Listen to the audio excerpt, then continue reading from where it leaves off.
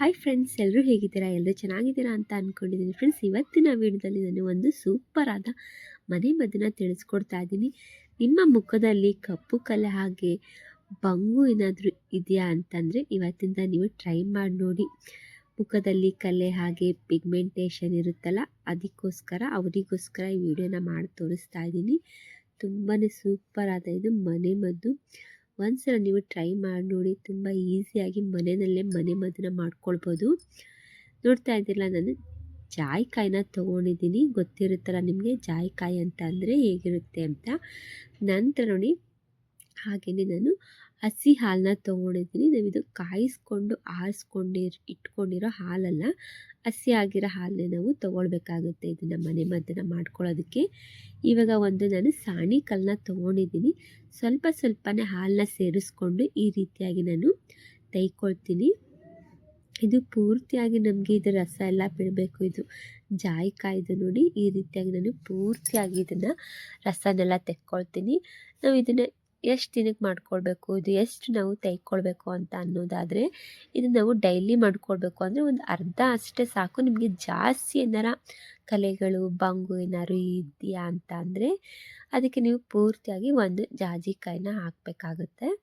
ಹಾಲಿನಲ್ಲಿ ಈ ರೀತಿಯಾಗಿ ತೆಯ್ಕೊಳ್ಬೇಕಾಗುತ್ತೆ.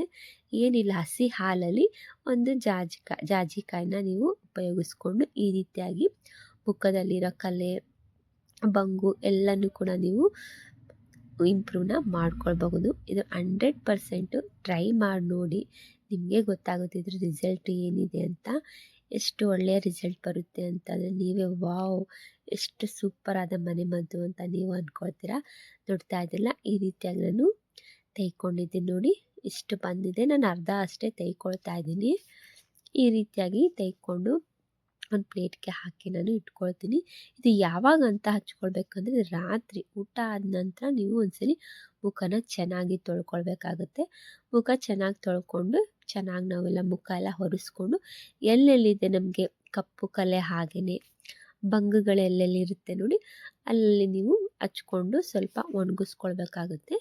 ನೀವು ಇದನ್ನು ರಾತ್ರಿ ಪೂರ್ತಿ ನೈಟ್ ಮಲ್ಕೋತಿರಲ್ಲ, ಆವಾಗ ಬೇಕಾದ್ರೆ ಬೆಳಗ್ಗೆ ಎದ್ದು ನೀವು ಮುಖನ ತೊಳ್ಕೊಳ್ಬೋದು. ಏನು ತೊಂದರೆ ಏನಾಗೋದಿಲ್ಲ.